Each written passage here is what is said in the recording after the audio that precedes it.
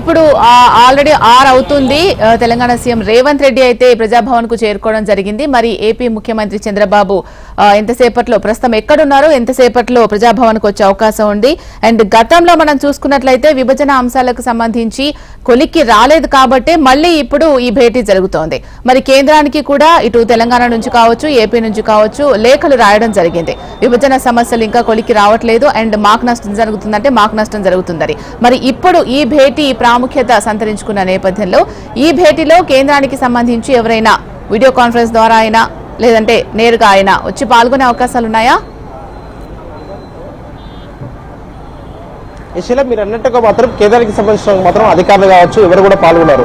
ఎందుకంటే ఎన్ని రాష్ట్రాలకు సంబంధించినంత వరకు ముఖ్యమంత్రులు అదేవిధంగా మంత్రులు సమావేశమైన తర్వాత మాత్రం ఒక ఏకాభిప్రాయానికి వస్తారు. వచ్చిన తర్వాత ఏకాభిప్రాయానికి వచ్చామని చెప్పేసి కూడా కేంద్ర ప్రభుత్వానికి కూడా తెలుపుతారు. కేంద్ర హోంశాఖ ఆధ్వర్యంలో మాత్రం విభజనకు సంబంధించిన అంశాలు ఉంటాయి కాబట్టి అక్కడ కేంద్ర హోంశాఖ ఆధ్వర్యంలో మరోసారి కూడా సమావేశమయ్యే అవకాశాలు ఉన్నాయి. ఆ సమావేశంలో మాత్రం ఎలాంటి నిర్ణయాలు తీసుకోబోతుంది కేంద్ర హోంశాఖ అనే దానిపైన కూడా ఒక క్లారిటీ రావాలి. ఎందుకంటే తెలంగాణ అదేవిధంగా ఆంధ్రప్రదేశ్ రెండు ప్రభుత్వాలు కూడా ఒక ఏకాభిప్రాయానికి వచ్చిన తర్వాత మాత్రమే కేంద్రానికి సంబంధించిన మాత్రం హోంశాఖ కూడా దీనిపైన ఒప్పుకుంటుంది. కాబట్టి దీనికి సంబంధించినంత వరకు మాత్రం ఇవాళ ఎలాంటి అంశాలపైన కూడా ఒక ఏకాభిప్రాయానికి వస్తారు అనే దానిపైన కూడా ఒక క్లారిటీ రావాలి. ఎందుకంటే షెడ్యూల్ 9 అదేవిధంగా 10కి సంబంధించినంత వరకు రెండు రాష్ట్ర ప్రభుత్వాలు కూర్చొని మాట్లాడుకుంటేనే ఈ విషయానికి మాత్రం ఒక ముగింపు ఉంటుంది అనే దానిపైన కూడా ఒక అభిప్రాయాలు కూడా వ్యక్తమవుతున్న సిచ్యువేషన్ కనిపిస్తుంది. ఎందుకంటే షెడ్యూల్ 9కు అదేవిధంగా 10కు సంబంధించినందుకు ఆస్తులు, అప్పులు అదేవిధంగా భవనాలకు సంబంధించినందుకు అంశాలు ఉంటాయి. కాబట్టి దీనిపైన ఇరు రాష్ట్ర ప్రభుత్వాలు మాత్రం ఒక ఏకాభిప్రాయానికి వస్తే మాత్రం ఈ విభజనకు సంబంధించిన మాత్రం ఒక ఫుల్ స్టాప్ పడుతుంది అనే దానిపైన కూడా ఒక అభిప్రాయంతో ఉన్న నేపథ్యంలో మాత్రం ఈ షెడ్యూల్ 9 అదేవిధంగా 10 ఆ రెండింటి అంశాలపైన కూడా ఏ విధంగా చర్చించబోతున్నారో, ఏ విధంగా ఏకాభిప్రాయానికి వస్తారు అనే దానిపైన కూడా ఒక క్లారిటీ అయితే రావాల్సి ఉంది. ఎందుకంటే మొదటి నుంచి కూడా షెడ్యూల్ 9 అదేవిధంగా ఆ 10కు సంబంధించినంత మాత్రం శీలాబేడి కమిటీకి ఒక రిపోర్ట్ ఇచ్చిన తర్వాత కూడా ఆ కొన్నిటిపైన మాత్రమే ఒక నిర్ణయం తీసుకున్నారు. వాటికి సంబంధించిన దానిపైన మాత్రమే ఆ ఇరు రాష్ట్ర ప్రభుత్వాల మధ్య కూడా ఎలాంటి తగాదాలు లేకుండా కూడా పరిష్కారం అయితే దొరికిందని చెప్పుకోవచ్చు. కానీ ఆ అనంతరం మాత్రం ఇప్పటివరకు శీలాబేడి ఆ కమిటీ ఇచ్చిన తర్వాత దాదాపు 9th షెడ్యూల్లో 23 అంశాలు ఉన్నాయి. దానిపైన కూడా ఇప్పటివరకు కొలికి రాలేదు. దాంతోపాటుగా 10th షెడ్యూల్కి సంబంధించినంత వరకు ఆ 32 అంశాలపైన కూడా సంస్థలపైన కూడా ఒక కొలికి రావాల్సింది. దీనిపైన కూడా ఒక క్లారిటీగా మాత్రం ఇప్పటివరకే చర్చించలేదు. దీనికి సంబంధించినంత వరకు మాత్రం ఇప్పటివరకే క్లారిటీగా చర్చించలేదని చెప్పుకోవచ్చు. ప్రజెంట్ ఆంధ్రప్రదేశ్ ముఖ్యమంత్రి చంద్రబాబు నాయుడుకు మరికొద్ది సేపట్లో కూడా ప్రజాభవన్కి చేరుకోబోతున్నారు. తన నివాసం నుంచి కూడా ఇప్పటివరకే ప్రజాభవన్ కూడా మరికొద్ది స్థానాల్లో చేరుకోబోతున్నారు. ఇప్పటివరకే ఏదైతే ప్రజాభవన్ ఉన్న రోడ్డును కూడా క్రియేట్ చేస్తున్న దృశ్యాలు కూడా చూసుకోవచ్చు. ఇప్పటివరకు తెలంగాణ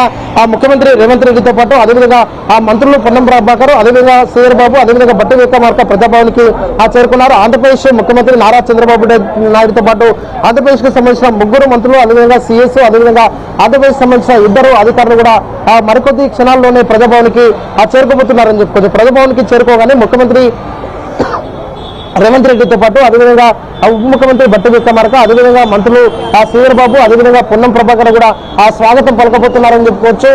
ఇప్పటికే వీరికి సంబంధించినంత వరకు మాత్రం స్వాగతం పలకడానికి మాత్రం ఇప్పటివరకే ముఖ్యమంత్రితో పాటు అదేవిధంగా మంత్రులందరూ కూడా సిద్ధంగా ఉన్నారని చెప్పుకోవచ్చు. ప్రజెంట్ ప్రజాభవన్ వరకు మరికొద్ది క్షణాల్లో చేరుకుంటారు కాబట్టి ఈ నేపథ్యంలో మాత్రం పోలీసులు మాత్రం ఇక్కడ భారీగా కూడా బందోబస్తులు కూడా ఏర్పాటు చేసిన సిచ్యువేషన్ అయితే కనిపిస్తుందని చెప్పుకోవచ్చు.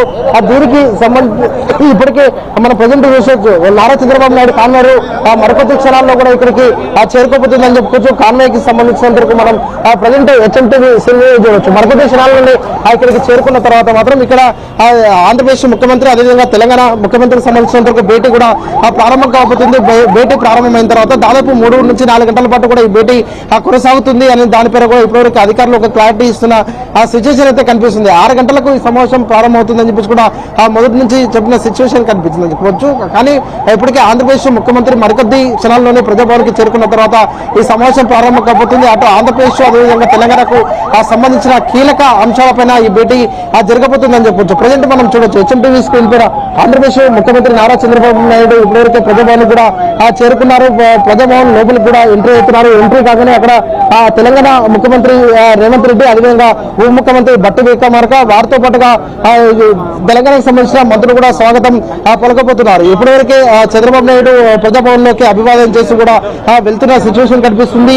ప్రజాభవన్ కి చేరుకున్న వెంటనే మాత్రం ఈ సమావేశం కూడా ప్రారంభం కాబోతుంది. మొదటిగా ఇరిగేషన్, అదేవిధంగా విద్యుత్ అంశాలు కావచ్చు, అదేవిధంగా షెడ్యూల్ 9, అదేవిధంగా షెడ్యూల్ 10 కు సంబంధించిన కీలక అంశాలపై కూడా చర్చ జరగబోతుంది. ముఖ్యమంత్రి నారా చంద్రబాబు నాయుడుతో పాటు ఆంధ్రప్రదేశ్ సంబంధించిన ముగ్గురు మంత్రులు, అదేవిధంగా సిఎస్, వారితో పాటుగా ఆంధ్రప్రదేశ్ కి సంబంధించిన 2 అధికారులు కూడా ఇక్కడికి చేరుకున్నారని చెప్పుకోవచ్చు. ఈ భేటీలో మాత్రం కీలకంగా విభజనకు సంబంధించిన అంశాలపైన కూడా జరగబోతుంది. కాబట్టి విభజనకు సంబంధించిన అంశాల విషయంలో మాత్రం ఏ విధంగా ఒక ఏకాభిప్రాయానికి వస్తారు, ఏ విధంగా ఇరు రాష్ట్రాలకు సంబంధించిన ముఖ్యమంత్రులు కూడా చర్చించుకుంటారు అనే దానిపైన కూడా ఒక క్లారిటీ అయితే రావాల్సింది. ఇవాళ రాత్రికి డిన్నర్ మీటింగ్ ఉంది కాబట్టి దాదాపు 9 నుంచి 10 గంటల వరకు కూడా ఈ సమావేశం జరుగుతుందని చెప్పేసి కూడా అధికారులు కూడా భావిస్తున్నారు. ఇప్పటివరకే